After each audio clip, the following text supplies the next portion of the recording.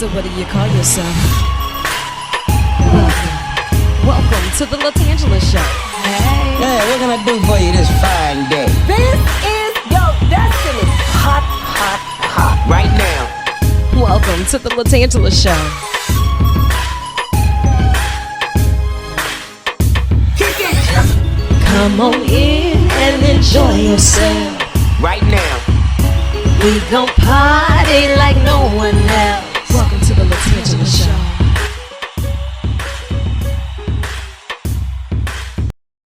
First things first. We got us a pop quiz. All right. First things first, pop quiz. My mic sounds Nice check. okay. Just make Get sure. me out of here.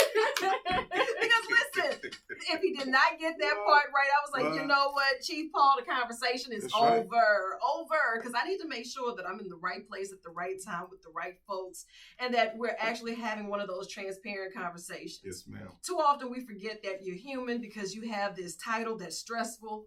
Let's be clear, I do not envy the position whatsoever, because the stress that comes with it and the fact that you have to deal with it day in and day out, Yeah. I really got questions that need answers. Well, look, let's have it. But just so you know, you started off with a test, but I too wanted to be a rapper at one time. I'm just saying. Stop. Wait, Yeah. were you any good at it?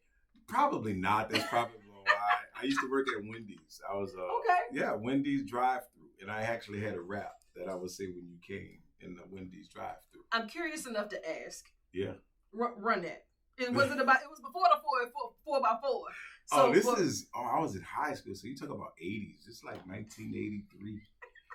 Yeah. I'm not ready. 1983. I was in middle school, I believe. I had started working at Wendy's, and when you came up, I would say, "Hi, welcome to Wendy's. We're here to please. We got singles and doubles and triples with cheese. We got chili hot."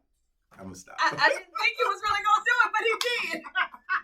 Wait a minute. Okay, Wendy's, listen, we need an endorsement deal with BRPD. The police chief got rhymes. He got rhymes. And thank you so much for taking time out of your schedule, because I know that you have been busy. Yeah. I get the opportunity to read the headlines, and as I'm in here, the headlines, they get more and more depressing for me. Yes, ma'am. So working with that day in and day out, I can only imagine, the load that comes across your desk and keeping your team together and intact. And, you're on the heels of so much, but as soon as you're turning around, it's like your head is on a swivel again. Yeah. As the police chief, how is it that you knew you wanted law enforcement to be your path? This was your journey.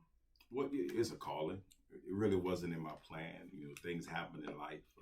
I know when you look at the events that led me to be here as the chief of police of Baton Rouge, it wasn't in my plan, and you want to see God laugh, tell me your plan. Yeah, right? That's what I've heard. But it's a calling. My whole law enforcement, when I started law enforcement, wanting to serve, having somebody, meeting somebody who had a positive impact, and that experience helped me, lead me to this career. Right. And servicing the capital city. Yeah. It's a lot that goes on to it. Statistically proven, they'll tell us that we're the best of the worst. So that crime is going to be crime. But is that true? You have so many resources that you can provide us. And I wanted us to have this conversation for several reasons.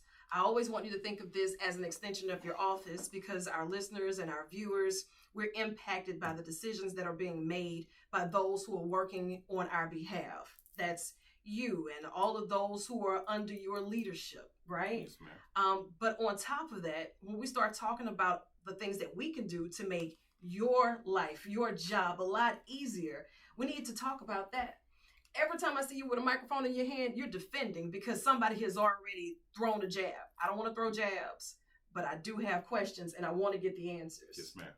So when we're talking about the statistics, what are some of the things that jump at you first? Well, last year, we got together under the leadership of our mayor. One of the things we realized, look, crime isn't a policing issue alone. Crime is a community issue. It is. I know oftentimes police agencies or police leaders, get blamed for it. Let's just take here in the Baton Rouge area alone, right? You have all of these law enforcement agencies, from our higher education institution, police departments, to a constable, a sheriff's office, state police, Louisiana State Police, FBI, DEA, ATF. Hold on, wait. Before I let you finish. Yeah.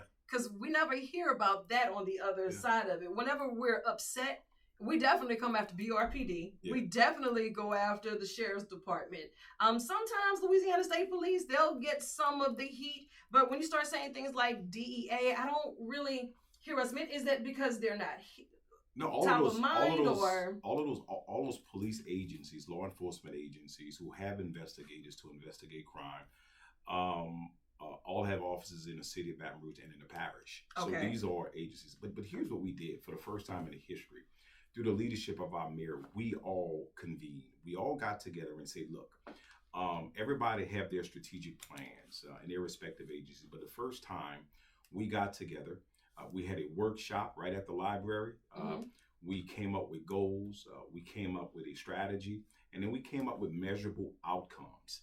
And for the first time, we have a strategic plan that's inclusive of all of those agencies that we talked about who were part of that process and creating those full goals to reduce crime. And it's not just about enforcement. It's also heavy on the prevention as well as the intervention piece. Which is big. So what happened because of that? Last year, our focus was on violent crime. Let me be clear. The purpose of this was to reduce gun violence in the city of Baton Rouge and in the parish. Definitely needed. And we finished last year with a 23% reduction in homicides in the parish, 21% in the city. We finished with about a 14% decrease. I'm sorry, there was a decrease in homicides. There was a decrease in homicides in the city and the parish. There was a decrease in shooting incidents, a little over 14% in the city. So some of those strategies we know were working with the mayor's office and her street team, using technology, putting police officers in specific areas where we saw high incidents of gun violence. And we built on what we did last year. Where are we at today? As of today, we're about a 48% reduction in murders in the city of Baton Rouge, over 25% reduction in shooting incidents, shooting injuries, people injured in non-fatal shootings and incidents.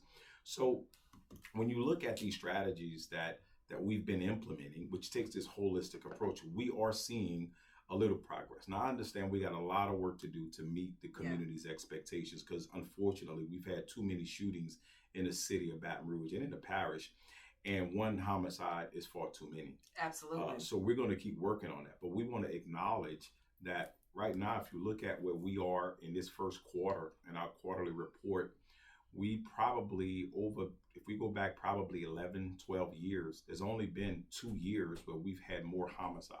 Okay. I'm sorry, 2 years when we had less. Okay. Right? So there's 2 years that had less homicide than this year. So we believe some of those efforts, the boots on the ground that are out there helping us to prevent crimes before they're happening. I'll give you a quick one, right? Watch this. In 2021, you had over 200 guns stolen out of vehicles in homes. Wow. That's for the first quarter. First quarter? Yeah, of 2021. In 2022, that number was about 155. Right now, that number is around 90 something for the first quarter. So what does that mean? Yeah. That means when you heard us on PSAs, on radios saying, listen, stop leaving guns in the car. Be more responsible as gun owners. A car is not a good, safe place for a gun. It's not. And we've had individuals stealing guns out of these cars, and those guns end up in violent crime.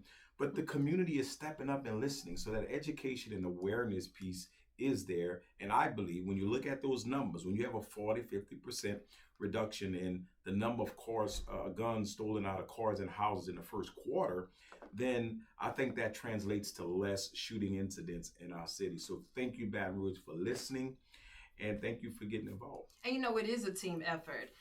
So many times we look to pass the blame. We want to pass the buck. But until we all do our part, we won't see the results that we're looking for. I know that you say all of the law enforcement agencies, you had this think tank and everybody's coming up with their plans and they're setting goals. And we want to see progression and the needle to move forward in the right direction.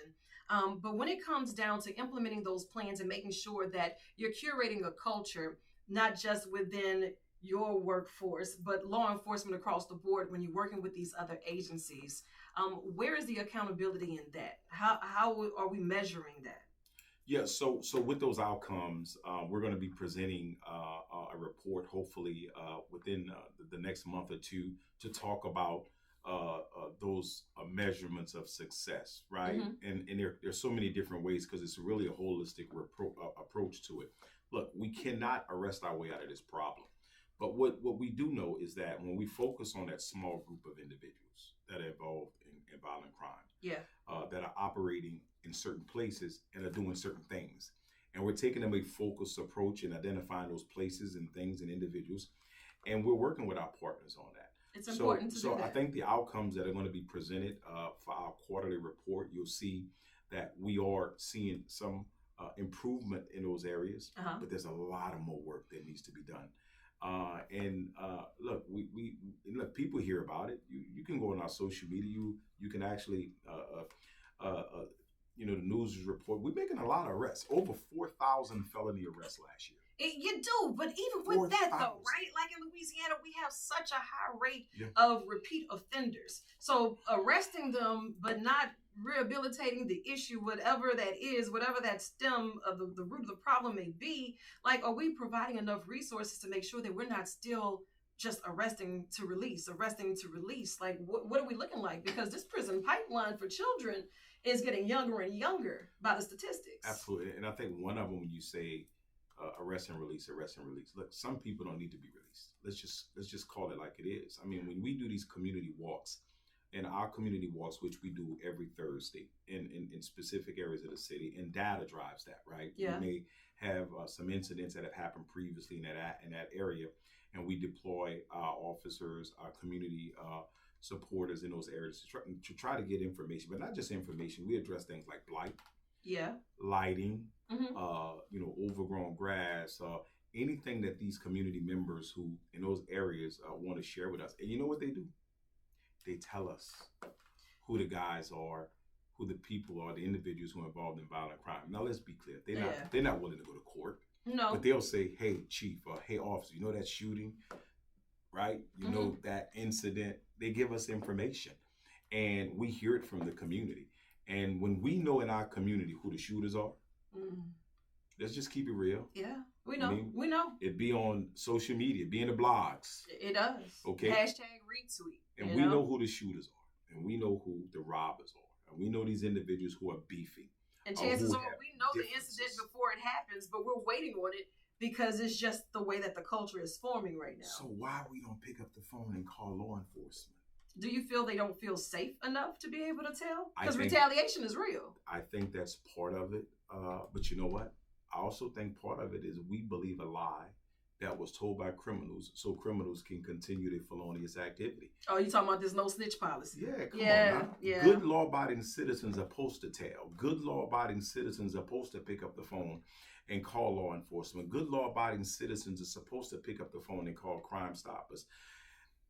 Even if they're not comfortable with that, good law-abiding citizens should be calling their pastor.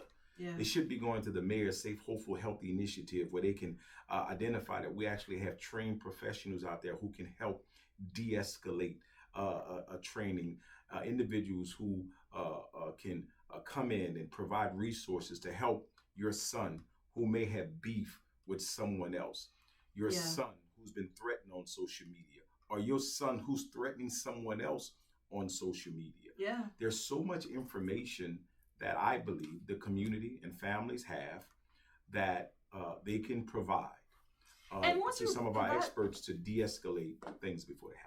And once you provide those type of resources, we've seen that the community has really taken with that and loved it, even with the gun buyback programs. Yeah. Or if you know there's a gun in your house or drugs in your house, give us a call, no questions asked. The community, they really pulled together, and we saw some great turnouts with that. So knowing that we're getting these guns off the streets and knowing that our families just want our loved ones to come home safe, sound, and healthy as they were before they left, I see that your department has also implemented a lot of plans with resources like Connect Blue. Yeah. So even if they don't want to be on the block or the eyes and the ears of the block, let's just say that you have a ring alarm or you have a business surveillance camera and you don't even want them to know that the cops came over here and asked them for your surveillance cameras. If you log in with Connect Blue, how does the BRPD's camera share program work to help prevent crime? Sure. So cameras are becoming our new eyewitness, right? Mm-hmm. When we have challenges with getting cooperation from the community. And I think what you said earlier is fair. There's a fear, right? Nobody wants to be Absolutely. retaliation. So when cameras are becoming our new eyewitnesses, the more cameras that we have out there that can help us identify individuals and record shooting incidents, robberies, and violent crime, then that's more evidence we have to put those individuals away. What this initiative does, it gives you the opportunity to let us know if you have a camera. And it also gives you, it's a very, it's easy. You can find it on our website. If you just type in Baton Rouge Police, www.brpd.com, and go to Connect Blue, you're just telling us if you have a camera. So what does that mean? Let's say if something happens in your neighborhood around a certain time on a specific day, and we're out there investigating, it would be nice for our detectives to say, oh, look, we have this crime that happened in your area around this time. Can you check your cameras between this time and this time? And if you see something, you can download it here and help us in keeping your community safe. Okay. So that's one way you can do that. So we don't have access to it. We just know you have it. So we're asking you to go out there and help us. Good. Now, I'm glad you clarified that, because I was like, wait, I mean, I like the idea, but that gives you access to my cameras at all times? No. Okay, good. That helps me out. So we do have some business who are giving us access to their cameras through some partnerships, and you can log in and participate in that program. We do have businesses downtown as well as in other areas of our city where we have access to those cameras, and we can log on and look at what's going on. So we don't want your inside cameras if you are, a homeowner, but if you wanted to share those external facing cameras with homeowners association, those that are not necessarily attached to a house, Sherwood Forest, for example, we have access to their cameras. Not the homes, but those that are strategically placed throughout the subdivision. Okay. They have license plate readers as well as cameras in that. And let me tell you, those smart cameras are really helping with our investigative efforts. So I don't have to go door to door every time. And we don't have to worry about them seeing the cops knocked on my door and all of a sudden we have this arrest. Absolutely. Another benefit from it. And we're able to communicate and try to build cases against individuals. But that's what Connect Blue is. It's just a real innovative way of us to get the community involved, asking for their assistance to check their cameras. It may be something specific, like we know there was a blue vehicle in the neighborhood. Hey, can you check your camera? Do you see a blue vehicle between this time and that time? And you can help us out in that way. And the follow-up is, if we make an arrest on something, I don't know, I could probably send you a little detective badge saying thank you. Right. And we always hear about the technology that's coming to the area or the technology that we're working on, but we don't know what that looks like. Now with Connect Blue, we know what that looks like. We've been hearing about it, and these are some of the improvements under your leadership and along with Mayor President Western Broom that we have figured it out. Like, these are tools that we can use. We have them, they're accessible. And even when we start talking about the crimes and the trends, let's talk about these numbers, because men lie, women lie, but these numbers don't lie. I want to hear all about it. Whenever it's time for that transparency, we want to see if things are really working in our favor. Is there a way that we would be able to see some of these stats for ourselves if we wanted to take the time to go and read it? There's so much misinformation out there on social media. Toxicity travels further and faster. But facts matter in our business, right? And what we did, we created a public-facing dashboard. So if you go to our website, www.brpd.com, or just Google Baton Rouge Police Department, it'll come up. There's a button, and that button is at the bottom, and it's right next to our annual report, right? Okay. And it says Crime Trends Dashboard, and it's a public-facing dashboard that's giving you information, up-to-date information on different crime, calls for services, stats. We update it weekly on homicide, what percentages we have, how many homicides we've had up to date compared to last year, the percentage, whether it's increase or decrease, how many arrests we made, felony arrests, how many guns have been seized. We compare that to previous years. And then there's a button that gives you access to our quarterly reports that breaks down all type of crime, not just those that are highlighted in a report, but we want to give you factual information. Like illegal guns and drugs, assaults, and And whatever that looks like, we're able to break that down and see it for ourselves. Right. When you get to our quarterly reports, Mhm. but when you look at the calls for service, it covers things like assault calls for service, overdoses, alarms, all of those things that spend a lot of our resources to answering those calls for service. But it gives you facts. Right. It gives you real information that's coming from our real-time crime center, who produces those reports, and it's automated. That report is automated. So if you go there, it'll change. You'll see how we compare to last year and previous years, but we're trying to be more transparent with the data and making it in a very easy to read way. And we have to. You know, you'll always get nailed to a cross when it comes down to being transparent or giving the answers in real time in the way that we want them. And when it doesn't happen, you become the devil. You know what I'm saying? So to find these resources to where we can do this, hold you and ourselves and everyone else that's involved accountable. But what are some of those challenges that you face day in, day out, personally? As the chief of police, you already know what you're facing. You know some of the obstacles that you're going to face, but what makes you feel as if every day you can go in and tackle this? Well, you know, prayer, let me tell you, prayer, you know, there's a lot of prayer warriors out there that are praying. We have more support than people would know. You know, the transparency piece, you know, trying to be transparent. If you go to our website, you want to know about our policies, we put them online. We don't hide our policies. Our policies are actually online. You want to see our strategic plan to reduce violence? It is online. You want to know about pursuits, or why do you pursue, or why you don't do this or that? That's online. And we made all of that information available. Sometimes what frustrates me is when I know that people are not accessing that tool to get that information available, right? When we try to make it there. So we have to do a better job of pushing that out. But this age that we're in, or this time period that we're in right now, where everybody feels the need to know right now. Yeah. Like the influence of social media, and everybody think they know and don't know the facts, and making judgments and blaming individuals, and just, you know, continuing with these narrative that we see on social media, that becomes frustrating. And I think that sometimes what I would like the community to understand is sometimes in order for us to get it right, I can't give it to you right now.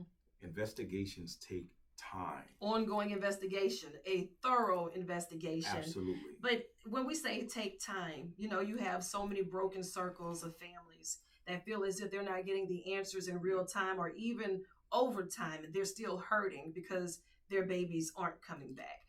Because they feel that their baby has been placed behind bars unfairly. And now they're feeling as if it's a cold case or no one cares, right? And we have that more often than not. Do you ever feel the need to tell those families that we're still working on it? Are we still working on it? Do we have enough resources and people to still be able to work on it? Or do we need the community to start stepping up and filling in those blocks? Like, what are we doing when those cases just feel like they're being drawn out? Yeah, so we hired a victims assistance coordinator to help do just that. Good. To do that, to kind of act as that liaison between the detectives that are working the case and the families who are looking for answers. Yeah. Because sometimes the detectives are out there working and they're trying to close the case and trying to identify the individuals involved. And those phone calls may not get returned in a timely manner, right? Yeah. So we created a position just for that. Well, one thing I do know, the more cases we close, when we solve cases, when we arrest someone, in many cases, that helps bring some type of closure to the family. It's the ones where we never made an arrest that you see this pain, this hurt. And yes, sometimes, many times it's directed at us, at our police. But I can tell you this, our police officers are out there working around the clock. And when we get information from the community, from witnesses, to help solve these crimes, we do just that. Yeah. And it does get frustrating when we have a case and we may not have a suspect, but it even gets more frustrating when we have a potential suspect, but we don't have the probable cause to arrest. Yeah. Where somebody in the community, and you all hear it in the streets, we heard so and so did it. Well, I can't just go arrest For the I off of heard and that. saw I have it, to yeah. build evidence, and the detectives have to do that. And I can tell you that that process to exhaust all investigative leads never stops with our detectives. It never stops and will never stop. See, and that's good to know, because you'll often hear, oh, they don't care, or it's just forgotten, or nobody wants to talk to me about this, but we don't know that positions have been created unless somebody tells us that positions have been created, or that it's still on the forefront, even though it's an ongoing situation. There's a pause, but it's not denied.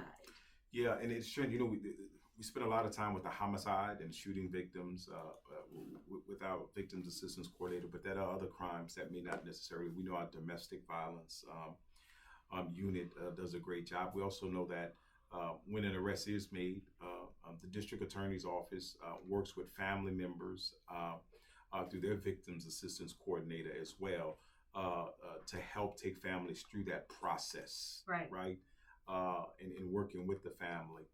Unfortunately, when you look at overall, crime for years, there's still victims who feel that we may not have met their needs in appropriate time and way, and we're still improving on that. But yes, we can use more victims assistance coordinators, and we're going to continue to try to work with some of the existing programs that are out there, social service providers, to help us with that, so we don't have to take another police officers to fill that function. Absolutely. And when we're starting to talk about having to replace police officers and place them in other areas, what can we do to assist in the recruitment department? Because I know that we need law enforcement, but we want to make sure that we're providing those who will abide by the culture and the tone that you're setting for the expectancies of your agents. Well, we were under a federal consent decree for over 38, 39 years. And, when I came in and we read that order from the federal judge, and, we put together a plan that was already working prior to me getting here, but we were a little more intentional and deliberate in trying to present to the federal government that we are doing the work to make sure that we have a police department that is more representative of the community that we serve. Right. And we put that plan together. We were able to get from under that federal consent decree. So we're no longer under that federal consent decree, thanks to our recruiting, our training academy, how we train, and getting more citizens from the city of Baton Rouge and from the parish interested in law enforcement. We have about a 12, 13-point turnaround in minority representation in the department in less than 5 years. Really? Yes, ma'am. More women representation, more other, and more African Americans. Now, do you think that has a positive impact on our community when we start to see those that reflect the culture and reflect our neighborhoods? So, when I'm asked what does success looks like, how do you know? Through surveys, we know that there's many who see the changes that are happening in the police department. Many are highlighted in our annual report. I want everybody to go check that out on our website, www.brpd.com, and view our annual report where we highlight the great work that's going on in the police department and highlight our officers, because I'm proud of the work that they're doing. But there are other ways that I see it. When I came in 2018, it was on the heels. I had to make some very hard decisions, right decisions, and there was a lot of barriers in community police relations. So as we began to listen to community concerns, make those adjustments on how we police, realizing we're not always the smartest ones in the room, right? In many areas, and working with the community. When George Floyd happened in 2020, and we saw civil unrest all around the country. We saw protests. Yeah.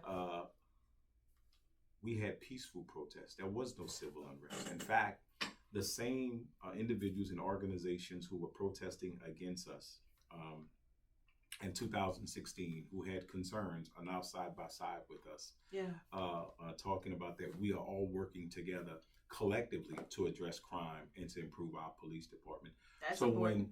when I hear from other chiefs talk about the riots or all of the civil unrest and all of those things, and I say, we didn't have that in Baton Rouge. Yeah. And that's because the collective healing in this community had already began before George Floyd, that we were already making those changes to reflect 21st century policing best practices We already had the body cameras. We already had the duty to intervene, and Mm-hmm. all of these other policies that we see so many police departments are now going to. We didn't need legislation in the Baton Rouge Police Department to force us to change. We chose change. That's good. And that's good to know. The community, we always have questions. We always want to go to the source to get the answers. I know it's tough for you to give us a lot of those answers in real time. We talk about that often, but it's important that we keep the conversation on the table, you know, and I don't want to talk about it after the fact, because we understand that families, they're tired of hurting. We understand that you're tired of not being able to have a magic wand. So what can we do to best work together? You're providing these resources, a lot of information, and I want you to hold us accountable in helping you get the word out. This is what I need everybody who's listening to do. Please, please, please, please, please follow us on all our social media platforms. On Facebook, we're trying to get our Instagram numbers up. Okay. On all our social media platforms, follow us, because we're trying to do a better job of giving you real information, more timely information. When you want to know about crime, go to our public facing dashboard on our website. But when you see something and hear something on social media, or that you've experienced when contacting our offices, share it with us. It's important to Really, say something. Really, say, hey, not just the bad, right? Not Yeah. just the bad, but the good things. Share it on social media. We love to hear great stories when our police officers are out there responding to our training, being the public servants that they are. Yeah. But when you hear something and see something when it relates to crime, do the same thing. Yeah. Right? Do the same thing. There's so many resources out there. If you go to our website and read our strategic plan, if there is something that you disagree, or maybe there's a part of our plan that you think we can improve on, call us and tell us. Have the conversation. But you're willing to talk to us, is what you're saying. Absolutely. Willing to hear us out. Absolutely. Okay. I want everybody to go to www.safehopefulneighborhoods.com. That's www.safehopefulneighborhoods.com, and read some of the great work that's going on. Read some of the services that are available to us, that are available to the community, to help us get involved and stop this violence, this cycle of violence. We are seeing decreases in violent crime. It's very good. But we can do so much better, because here's what we do know. When we investigate these shootings and these homicides, and we begin to peel back the onion in our investigative efforts, there's someone in that suspect's inner circle who knew something. Yeah. Who knew of a beef. Who do you call? Yeah. And when do you call them? And when What's stopping you from calling them? It's important to open a line of communication, and that's really what I want us to focus on, and to be more intentional about it. I always use the saying that we have to nurture the future in the present. So the results that we want to see tomorrow, we have to put in the work for it today. And if we don't, we can only blame ourselves for that. I know that this has been an ongoing journey for you. Yes, ma'am. You're just warming up. You know what I mean? And as we're approaching these summer months, we know statistically when the heat rises, so does the crime rate. So I want to see you back in a couple of weeks so we can talk about some of these summer programs to make sure that we're keeping our babies busy. So, Sum of Hope was last year through the mayor's office. If you remember the whole summer, we saw some very positive outcomes from having all of those events, engaging the community in those summers. We had a pretty decent, let's just say the summer was safer than other summers that we've had. Yeah. So we know that community engagement helps, it works, and it gets more of our community involved. It does. The media highlights the homicides. You don't hear about the ones that were prevented. Yeah, and that's what we're talking about today. You don't hear about because we went from boxing to basketball to baseball. Keep them babies busy. Yes. Just tell them, listen. And it's good for them to see law enforcement before they see them with handcuffs. Oh, really? Before they see them on the other side of some cell blocks. Every mama, every sister, every uncle, auntie, neighbor who know of a young person in the community who has beef with somebody, who's communicated to you or heard from one of their siblings that someone has communicated an intent to hurt them, or if they've communicated an intent to hurt somebody, for whatever that reason is, I am telling you that if you do nothing, I have too many examples where I can tell you the finality of that position. What I'm saying is get involved, say something. If you are not comfortable with calling the Baton Rouge Police Department, call Crime Stoppers. You can remain anonymous. 344 stop. Keep the number on speed dial. If for whatever reason you don't want to call Crime Stoppers, go talk to your pastor. Yeah. Go to safehopefulneighborhood.com that I talked about and meet and ask for a community street team member to come out and have a conversation with you. I am telling you that if you get involved early on that prevention and an intervention side, you can prevent the next incident from happening. Please, please get involved. Absolutely. Get involved. You don't want that burden on your heart, knowing that you could have did something and you didn't. And then this act happens and you have to live with that for the rest of your life. Get involved. It's a heavy burden to bear, I tell you that. You know, and I appreciate you and your officers, your team, for the hard work and dedication that you all put in and day out. We can't say thank you enough. And we know that anything that we can do on this end, anything that I can do, it's just a word, it's a phone call, it's a smoke signal, a bird call. Wait, whoo, a bird call. Yeah, Because, you know, I'm from Newburgh Station, so whoo, 70805, you know? So product of my environment, and I want to be sure that I give back to the environment that gave so much to me. It's important. So you got more work to do. I'm going to let you chase the sun or let the sun chase you. But either way, get after it. I love you, and there's absolutely nothing you can do about it.